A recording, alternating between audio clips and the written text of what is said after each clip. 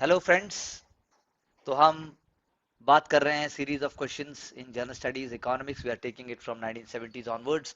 हर क्वेश्चन अपने आप में एक गरिमा लेके आता है, हर क्वेश्चन अपने आप में एक टॉपिक है, हर क्वेश्चन अपने आप में एक सब्जेक्ट है, हर क्वेश्चन अपने आप में एक स्पेसिफिक नोट है।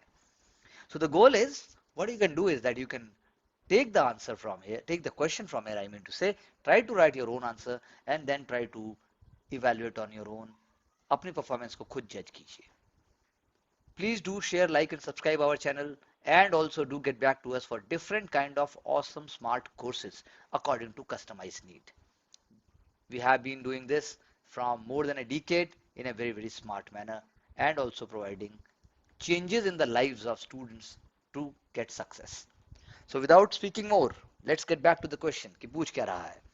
Appraise the performance of the public sector enterprises in India with reference to their objectives and role assigned to them, give your concrete suggestions for improving of their performance। अब इसी question को यदि मैं आज के संदर्भ में बोलूं 1980 के क्वेश्चन को, तो ये 100% वैलिड है।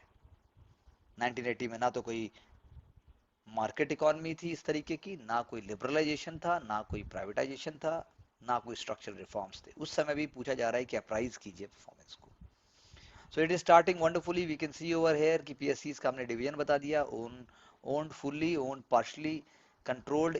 इसके और भी टर्म्स होते हैं कि भाई डिसइन्वेस्टमेंट के जैसे टाइप हैं, और जो है मिनिस्ट्री अलग अलग, मतलब आई मीन टू से अलग अलग there are department and ministries, mini Ratna, Navratna, Maharatna. तो लेकिन इसको और स्ट्रक्चर तरीके से लिखा जा सकता है। सबसे पहले आप महारत्नास की बात कीजिए। वो महारत्ना के अंदर आपको पता होना चाहिए कि कितने, what is that threshold value क्या है उसकी। वैसे ही आपको मिनी रत्ना के अंदर डिवीजन पता होने चाहिए। तो Maharatna, Navratna, then mini Ratna, then it would have been more appealing, more structured. क्योंकि आप जो है उसका स्ट्रक्चरल व्यू दे रहे हैं। उससे पहले दो लाइन और भी लिखी जा सकती थी कि पब्लिक सेक्टर एंटरप्राइजेस हैं क्या इंडिया के लिए, कैसी बैकबोन है वो, क्या है वो। आपको कुछ ऐसा करके एक सिंबॉलिक दो लाइनें हो सकती थी। Regional balance, regional development word आना चाहिए। आपने झारखंड, छत्तीसगढ़, बिहार, बहुत अच्छी बात। सिर्फ वहीं की क्यों बात होती है, बाकी सब जगह भी तो है, पूरे इंडिया की बात है। तो pre 1991 core and basic industries, no foreign competition, industrial policies of 1948, 56, 77, 1980, government interference, very good. Performance gradually declined, very good. 6 point दे दिए, 7 पॉइंट दे दिए, बहुत ही अच्छे दिए। लेकिन अगर मान लो सिर्फ ये 150 वर्ड्स का क्वेश्चन आता है, तो हमें इसी को और स्क्वीज करना पड़ेगा। हमारे पास इतना स्कोप नहीं होगा कि हम इतना नैरेटिव दें, क्योंकि हमारा क्वेश्चन अप्राइज बोल रहा है। तो हमें इसी बात को गागर में सागर में भरना है, लेकिन वो माइंड के स्पीड के बिना नहीं हो सकता। तो definitely we are moving in the right direction in that sense. Post 1991 reforms, de de de reservation of पीएससीज, private sector, licence permit abolished. लेकिन इसके आगे भी हम जा सकते थे। हम जो है बात कर सकते हैं, जैसे डिफेंस के अंदर इंडियनाइजेशन एक वर्ड आप लेके आ सकते हो। Indianisation of defence for example PSUs का बहुत इंपॉर्टेंट रोल रहा है। फिर आप कटिंग एज टेक्नोलॉजी की बात कर सकते हो। आप बात कर सकते हो जैसे हिंदुस्तान एरोनॉटिकल लिमिटेड से लेके डीआरडीओ या सीएसआईआर। तो उनका जो रोल है, रोल जो बोला कि भाई प्राइस परफॉर्मेंस, अगर आप बात करते इस आंसर में, अगर आप मुझसे पूछते कि सर आप क्या एक पैराग्राफ बता सकते हैं, क्या हम शेयर कर सकते हैं, तो I would have said that कि आप लेके आते कि पॉवर्टी रिडक्शन से लेकर, हेल्थ इंडिकेटर से लेकर, एजुकेशन से लेकर, किस तरीके से डायरेक्टली इनडायरेक्टली इन्होंने इंडिया की स्ट्रैटेजिक, इंडिया के नेशनल इंटरेस्ट को, इंडिया के जो एक, जिसे मुझे कहना चाहिए डेवलप, जो एक इंडिया का जो कॉन्स्टिट्यूशनल डोमेन है, जो भारत का वेलफेयर स्टेट का डीपीएसपी से लेकर, और आपका जो डेमोक्रेटिक इंस्टीट्यूशंस है उनका जो रियली में जो ग्रास रूट लेवल पे जो लाइव्स में चेंज करने का रोल है, उसमें पीएसयूज ने बहुत इंपॉर्टेंट रोल प्ले किया है। मैं यहाँ पर फाइनेंस कमीशन की बात भी करता, मैं बात करता कि कैसे 5 ईयर प्लान्स कभी सक्सेसफुल नहीं हो सकते अगर ये ना होते। मैं बात करता आज की डेट में नीति आयोग इनके बारे में क्या कर रहा है। मैं पब्लिक सेक्टर बैंक भी यहाँ लेकर आता दो लाइनों के अंदर कहीं ना कहीं। लेकिन ओवरऑल स्ट्रक्चर बहुत अच्छा है, ओवरऑल स्ट्रक्चर अप्रोचेबल है, मीनिंगफुल है, और आपने लास्ट में लेके भी आए हो, तो definitely we are moving on track. But इसी को अगर मैं सोचूं for the students who are watching, कि भाई इसी को अगर हम 150 या इसी को हम 150 या 250 ज्यादा हो जाता है, पर 150 वर्ड्स में अगर हम बात करें, तो फिर अप्रोच बिल्कुल और इससे 6 गुना स्मार्ट हो जाएगी।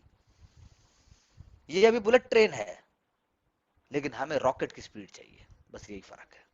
Coming to the next question, what is global energy crisis? आज भी है वो तो एक तरीके से।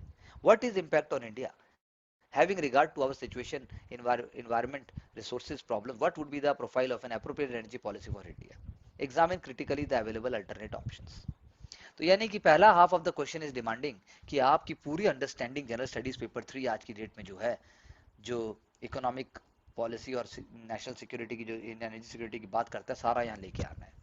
इसके अंदर आपको बताना पड़ेगा कि ग्लोबल एनर्जी क्राइसिस का मतलब क्या है। ग्लोबल एनर्जी क्राइसिस का मतलब ये है कि डेवलप कंट्रीज की जो डिमांड है, that is definitely different from that of the developing nations. So that is why developing nations are not able to afford and to bring development to their masses, which is critical to the living of people, rather than the developed world. Developed world dominates, developed world designs, developed world dictates. तो ये energy crisis है। यहाँ पर आपको पहले ही लेके आ जाना चाहिए कि क्लाइमेट चेंज की वजह से भी ग्लोबल एनर्जी क्राइसिस आज नहीं तो कल होने वाली है। फॉसिल फ्यूल्स पे यू कांट डिपेंड। तो हमारे पास यहाँ स्कोप नहीं है कि हम गांधी जी का भी कोड देते, वैसे it is wonderfully return, but देखना पड़ेगा कि पूरे आंसर में क्या आ रहा है। तो रशिया यूक्रेन वॉर हो गया, मोनोपोली पे ओपीसी हो गया, कोविड-19 पेंडेमिक, डोमेस्टिक रीजंस आपने बहुत सही बताया, लेकिन जो बात कर रहा है, बात ये कह रहा है कि ग्लोबल एनर्जी क्राइसिस, इसका इम्पैक्ट क्या है इंडिया पे।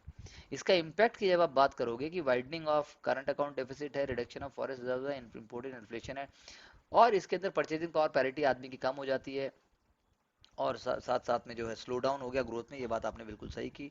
वी ट्राई, तो आप अभी का सारे पॉइंट्स लेके आ गए हो जो आज की डेट में विजिबल है, दैट इज वंडरफुल। लेकिन ज्यादा भी एकदम इमीडिएटली सारे के सारे पॉइंट एक जगह नहीं आने चाहिए, ये हम कह सकते हैं। तो प्रोफाइल क्या होनी चाहिए एक अप्रोप्रिएट एनर्जी पॉलिसी की, उस पर अगर हम फोकस करें, प्रोफाइल क्या होनी चाहिए, तो प्रोफाइल में अगर हम बात करें शॉर्ट टर्म फोकस बिल्कुल, लेकिन आपने कोई गीगावाट नहीं बताए, कितना रिन्यूएबल एनर्जी का टारगेट है, आप पेरिस क्लाइमेट समिट को नहीं लेके आए, आप सीओपी जिस बात हो रही वो नहीं लेके आए, आप ग्रीन एनर्जी को नहीं लेके आए, तो आप कैसे आप प्रोफाइल बताओगे। प्रोफाइल का मतलब है सोलर एनर्जी से लेकर इंडिया इंटरनेशनल सोलर अलायंस का भी मतलब इनिशिएटर भी है, मेंबर भी है। Then you should be talking about renewable sources, then you should talk about, और वो क्रिटिकली उसको करना है। Examine critically the available alternative options. Nuclear power का तो जिक्र भी नहीं किया गया है, आपको बात करनी चाहिए थी, क्योंकि क्रिटिकल बोल रहा है वो। सीओपी कमिटमेंट्स लास्ट में आया, लेकिन मैं आपको एक नया ताना बाना बता रहा हूँ, तो वो तब बात बनेगी कि examine critically the available alternative options. तो क्रिटिकली का मतलब यही है कि ये ऑप्शन है और इंडिया इसमें, ये लिमिटेशन है इंडिया की, और इंडिया इसमें ये बेस्ट कर सकता है, ये लेके आने पड़ेंगे। So we have to be ready with the idea that LNG terminals हो रहे हैं, सोलर एनर्जी की बात है, हाइड्रोजन एनर्जी की बात हो रही है, क्योंकि अभी अभी hydrogen policy, national hydrogen policy की बात है। देन उसके बाद जो है इलेक्ट्रिक व्हीकल्स की बात हो रही है, एनर्जी पॉलिसी का वो भी एक important, transportation is a very very important goal. Then in electricity also. So ये लाकर ही हम एक इनोवेटिव आंसर तैयार कर सकते हैं, otherwise this is one of the most beautiful and I think very very positively return answer.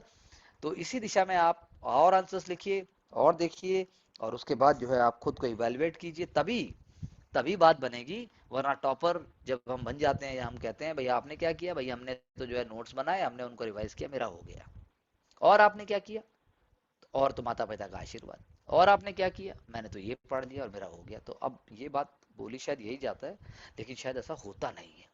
तो इसीलिए हमारी एक नई मुहिम है, एक नई सोच है, एक नई क्लैरिटी है, जिसमें student is a partner in the progress, student is a officer in the making. So wishing all the best. Thank you very much. And very soon we'll be coming out with the next lot of the questions for all of you. Do like and share and subscribe our channel. Thank you very much.